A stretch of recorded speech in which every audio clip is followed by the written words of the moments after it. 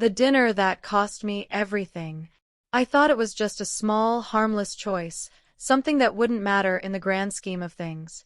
When I agreed to have dinner with my boss one evening, I truly believed it was nothing more than a casual, work-related outing. I had no idea that decision would be the beginning of the end. Now, here I sit, trying to piece together where everything went wrong, wondering how such a seemingly insignificant moment ended up costing me everything. My husband, Ryan, was the kind of man people naturally admired. He was calm, steady, and endlessly patient. There was a quiet strength about him that gave me a sense of safety and peace. For years, I believed that his unshakable demeanor was exactly what made our relationship so strong. He trusted me implicitly, never questioned where I was, never showed a hint of jealousy. I used to think that kind of unwavering belief in me was the purest form of love. At first, I cherished that.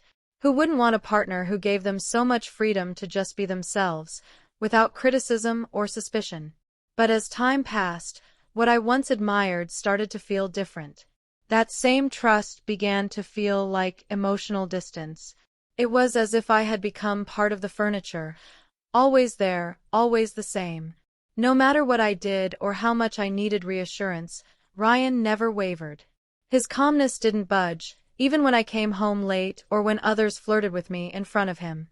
He just brushed it off with a smile, as though nothing ever touched him. And I began to want more. I didn't just want trust, I needed to feel like I mattered. That I was important, irreplaceable. I wanted something more than a routine, more than just being someone he was used to having around.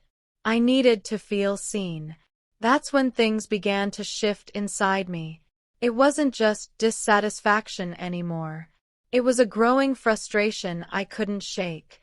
I told myself it was harmless, that maybe I just needed to shake things up a little, to remind him that I wasn't invisible. Greg, my boss, had always been complimentary. He knew how to say the right things to make me feel noticed, appreciated.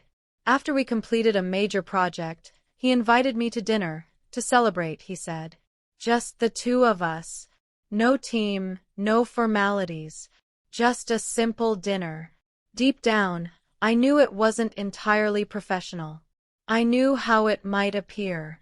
But I silenced that small voice of guilt and told myself it was just work. When Ryan asked if I wanted to go out that night, I lied. I told him I had dinner plans with some colleagues, leaving out the part that it was just Greg and me. I wanted to see if Ryan would question me, object, or at least show a flicker of jealousy. But he didn't. He kissed me on the cheek and told me to have a nice time, just like he always did.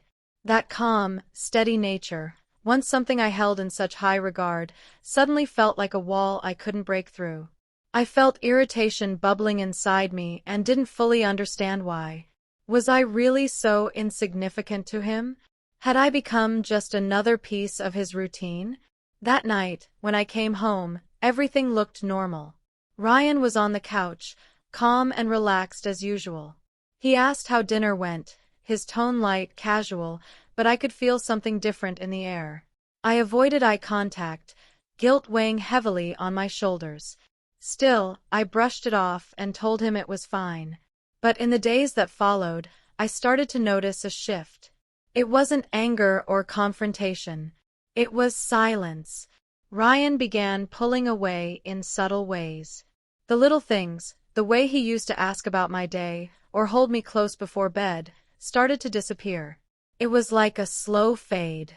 And no matter how I tried to reach him, the distance only grew. Then one evening, Ryan looked at me and asked quietly, "Did you go out to dinner with your boss, alone?" His voice was still calm, but there was something in his eyes that froze me. I couldn't lie. I admitted it, though I minimized it, saying it was just a work dinner. He didn't yell. He didn't accuse me of anything. He simply nodded and said, "I see," before walking away. That was the moment I knew something had broken, and I couldn't fix it. The following weeks were unbearable. Ryan didn't fight with me. He didn't get angry. He just drifted further and further away. I tried everything to bring him back. special dinners, asking about his day, showing affection, but it was like he had already made a decision.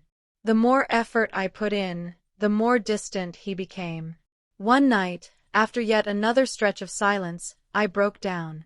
I begged him to talk to me, to tell me how we could repair the damage, to tell me we still had a chance. What he said next shattered me. "I think we're done." His words were quiet but resolute. It felt like all the air had been sucked from the room. I couldn't believe what I was hearing. How could he just give up? I pleaded with him, told him I'd change, that I regretted everything, that I'd stop trying to provoke a reaction from him, but none of it mattered. He told me it wasn't just about that one night with Greg. It was everything that led up to it.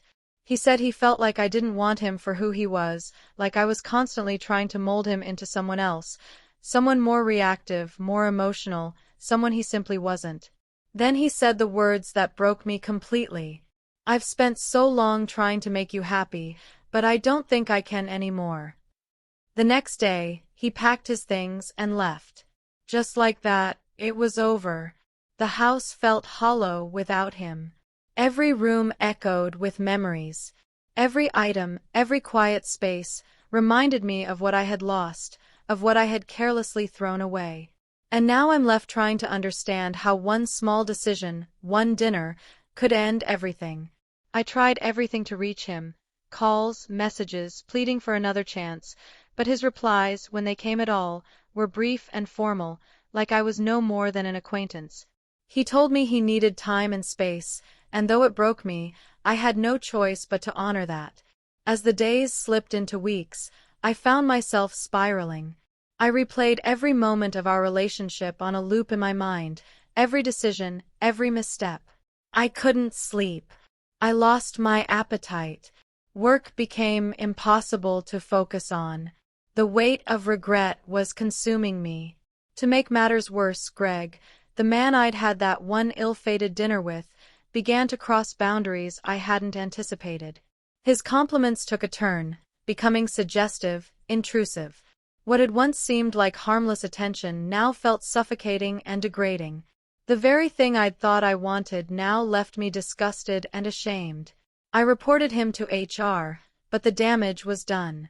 Rumors circulated, the tone in the office shifted, and the once friendly faces around me grew cold. I could feel the judgment in their eyes. It became painfully clear that I hadn't just wrecked my marriage, I had set fire to my career as well. Even my own family didn't hold back their disappointment. Some didn't bother to hide it, others said it outright. "You were never satisfied with what you had," my sister told me one night. Her words hit like a slap across the face, not because they were loud, but because they rang true.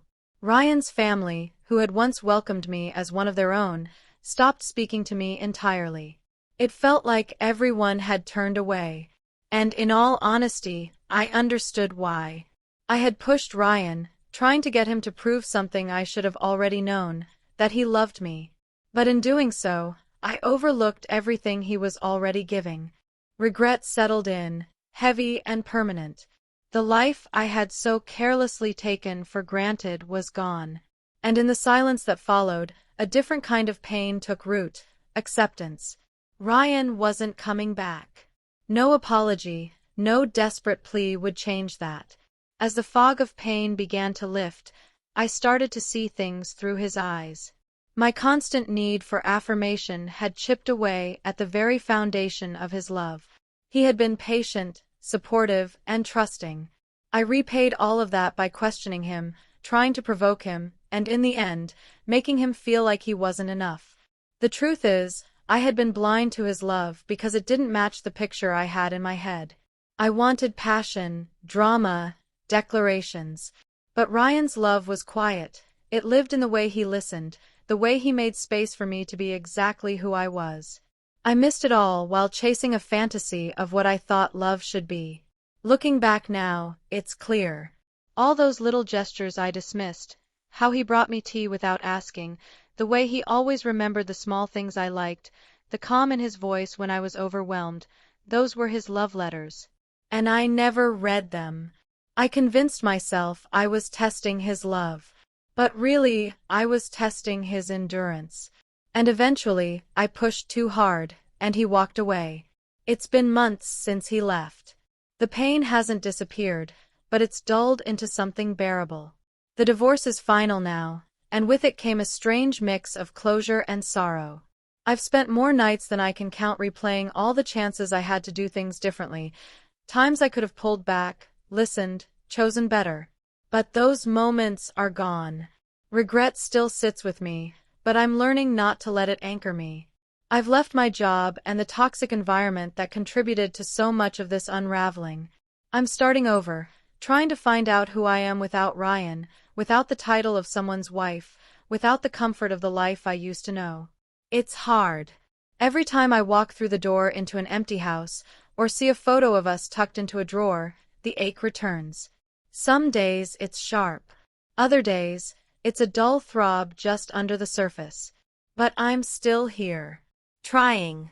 Learning. And most of all, growing.